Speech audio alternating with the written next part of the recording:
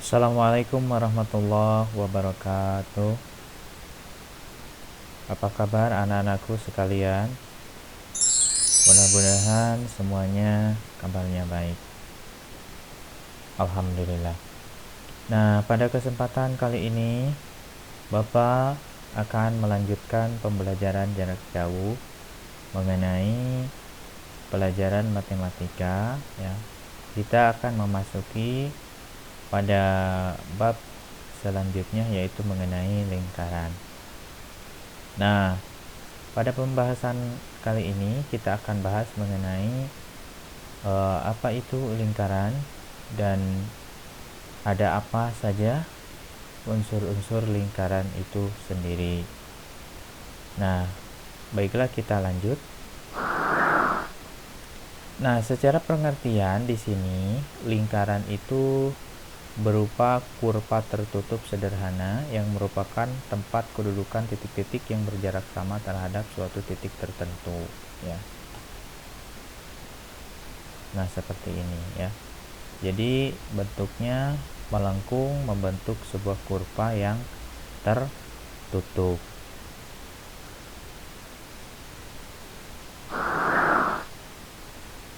Oke. Nah,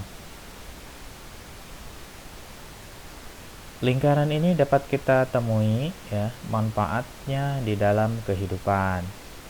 Nah, banyak sekali ya di dalam kehidupan menerapkan bentuk lingkaran ini. Misalnya pada bidang olahraga, arsitektur, dan teknologi. Kalau pada bidang olahraga, salah satunya seperti lapangan silat, papan target panahan ya, dan keranjang basket ya, atau yang lainnya. Kemudian pada bidang arsitek itu biasanya ya digunakan untuk mendekorasi rumah ya maupun gedung perkantoran ya, seperti pintunya, jendelanya, atap rumahnya ya. Nah, itu bisa diterapkan ya bentuk lingkaran ini. Kemudian pada bidang teknologi ya, salah satu contohnya seperti roda mobil, roda motor, setir ya, dan sebagainya. Nah, itu salah satu pemanfaatan bentuk lingkaran ya di dalam kehidupan. Nah, bagian-bagian lingkaran di sini ya, ataupun unsur-unsur lingkaran di sini terbagi menjadi dua bagian. Ada bagian yang berupa garis ya, kurva garis, ada yang berupa luasan atau bagian yang dibatasi oleh beberapa garis. Nah, oke. Kita awali dulu untuk unsur lingkaran atau bagian lingkaran yang berupa garis ya, berupa garis. Nah, di sini kita awali dari titik pusat ya. Nah, jadi di sini titik pusat itu adalah titik yang terletak di tengah-tengah lingkaran ya. Pada gambar ini ya, dimana di sini dikasih sebuah huruf ya, baik itu hurufnya ada yang O, ada yang E ya, tergantung kepada si pembuat lingkaran itu sendiri. Nah, jadi titik O ini merupakan titik pusat lingkaran ya. Dengan demikian, lingkaran tersebut dinamakan lingkaran O ya. Di sini disebut sebagai titik pusat. Nah, dari titik pusat ini bisa ditarik garis ke samping titik C atau ke samping titik A. Nah, itu yang akan membentuk sebuah unsur lingkaran. Yang pertama, jari-jari ya.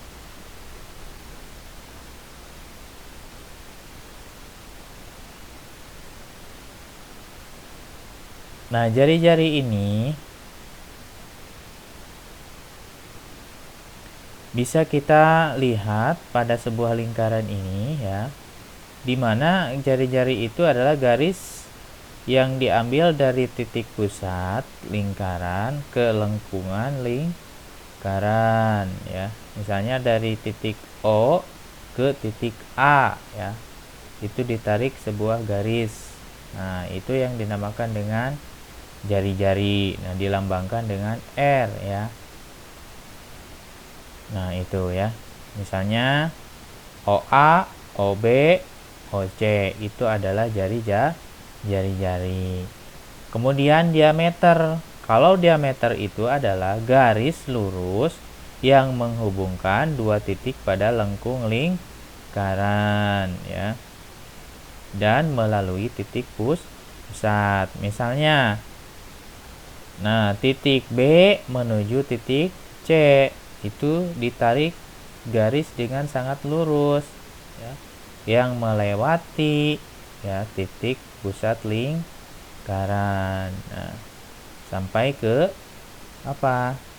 ketemunya dari kedua lengkung lingkaran ya, dari dua titik. Misalnya dari titik B sampai ke titik C ya, ditarik secara garis lurus. Nah, itu yang dinamakan dengan diameter ya. Nah, dilambangkan dengan D kecil ya, itu adalah diameter. Selanjutnya yaitu busur ya. Nah, busur ini ya merupakan garis lengkung yang terletak pada lengkungan lingkaran ya, yang menghubungkan dua titik seberang di lengkung tersebut. Misalnya di sini ada sebuah gambar ya. Nah, si lengkungnya misalnya di sini dari titik A menuju titik B. Nah, itu yang dinamakan dengan busur. Jadi garis berupa lengkungnya ya yang ditunjukkannya. Misalkan dari titik A melewati garis lengkung ini sampai titik B, itu yang dinamakan dengan busur besar ya, karena ini yang paling panjang ya, tali busurnya atau garis busurnya. Sedangkan kalau dari titik A ke titik B yang pendek ini dinamakan dengan busur kecil. Nah, gitu. Nah, biasanya kalau busur itu ada lambangnya ya. Misalnya A, B pakai tanda melengkung ya di atasnya. Nah, seperti itu.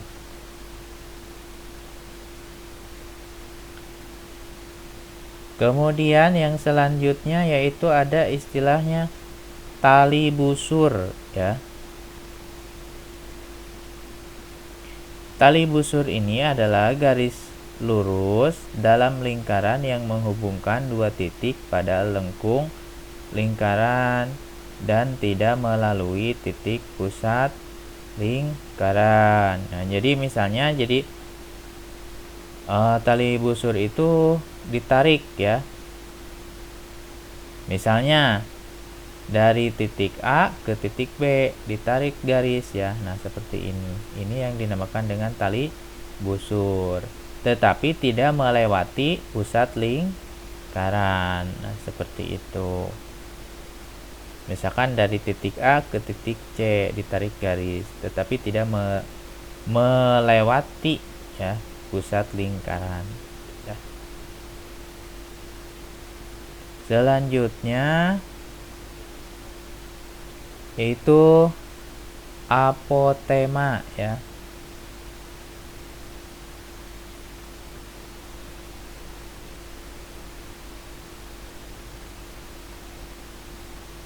Nah, pada bagian apotema ini ya, di sini berupa garis yang menghubungkan titik pusat lingkaran dengan tali busur. Jadi apotema itu garis yang ditarik ya dari titik pusat menuju tali busur, yaitu yang dinamakan dengan garis apotema ya. Misalnya di sini ada tali busur A ke C dan ada jari-jari dari O ke C. Nah, kemudian dari O ke A itu jari-jari. Kemudian kita tarik garis dari pusat ini tengah-tengahnya sampai ke tengah-tengah tali busur. Itu yang dinamakan dengan apotema. Jadi garis OF adalah apotema pada lingkaran O ya, seperti itu. Oke, selanjutnya di sini unsur lingkaran berupa luasan. Nah, kalau luasan itu berarti daerah yang diarsir atau daerah yang berada di dalam lingkaran. Yang pertama di sini yaitu mengenai tembereng ya. Jadi tembereng ini adalah luasan daerah dalam lingkaran yang dibatasi oleh busur dan tali busur. Itu yang dinamakan dengan tembereng ya.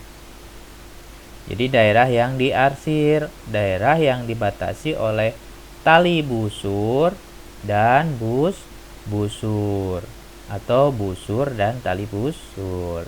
Itu daerah yang dibatasinya. Nah, si daerah ini yang di dalam ini yang dikasih warna merah itu yang dinamakan dengan tembereng. Nah, ini adalah unsur yang berupa luasan ya. Nah, tembereng ini ada yang minor, ada yang mayor, ada yang setengah lingkaran. Jadi tergantung kepada bentuk batasnya ya. Nah, kalau batas tali busurnya itu pendek ya, maka dinamakan dengan tembereng minor ya. Karena apa? Karena di sini busurnya itu ukurannya pendek. Kalau busurnya itu panjang, misalnya ya, ke sini ke arah yang agak lebih luas, maka di sini yang dinamakan dengan tembereng mayor ya, seperti itu. Kalau setengah lingkaran berarti setengah lingkaran ya, seperti itu. Selanjutnya yaitu juring ya. Nah, bedanya kalau tadi kan tembereng ya, sekarang yaitu juring. Nah, kalau juring itu luasan daerah di dalam lingkaran yang dibatasi dua buah jari-jari dan ya sebuah busur ya yang diapit oleh kedua jari. Nah, jadi itu ya batasnya itu ya, ada jari-jari ya. Kemudian ada busur. Nah, ini yang dikasih warna ini ya, yang dinamakan dengan juring ya. Begitu kebalikannya. Kalau yang di arsirnya sebelah yang luas ini ya, yang agak besar ini berarti dinamakan dengan apa? Juring besar. Nah, itu. Jadi si juring ini ya diarsir oleh atau dibatasi oleh jari-jari OA dan OB serta busur BA ya. BA-nya itu bisa dari BA yang kecil, bisa dari BA yang besar. Jadi di sini akan terbentuk menjadi juringnya sesuai dengan panjang yang membatasinya. Misalnya kalau ke sini kan busurnya busur besar, berarti nanti akan terbentuknya juring besar seperti itu ya. Oke, selanjutnya yaitu Nah, di sini ada yang istilahnya sudut pusat. Kalau tadi mah kan titik pusat. Nah, kalau titik pusat itu adalah titik yang tengah. Nah, sedangkan kalau sudut pusat, nah di sini adalah sudut yang dibentuk oleh perpotongan antara dua buah jari-jari di lingkaran di titik pusat. Nah, di sini misalkan titik pusatnya ini kan pada titik O ya. Nah, di sini dibentuk oleh perpotongan antara dua buah jari. Misalnya dari jari-jari OA dan jari-jari OB. Nah, di sini jadilah sudut pusat ya, seperti itu. Nah, makanya di sini yang dinamakan dengan sudut pusat. Jadilah semacam sudut.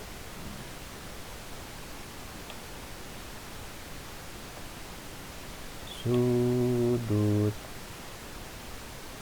pusat atau SP aja ya. Sudut pusat ya.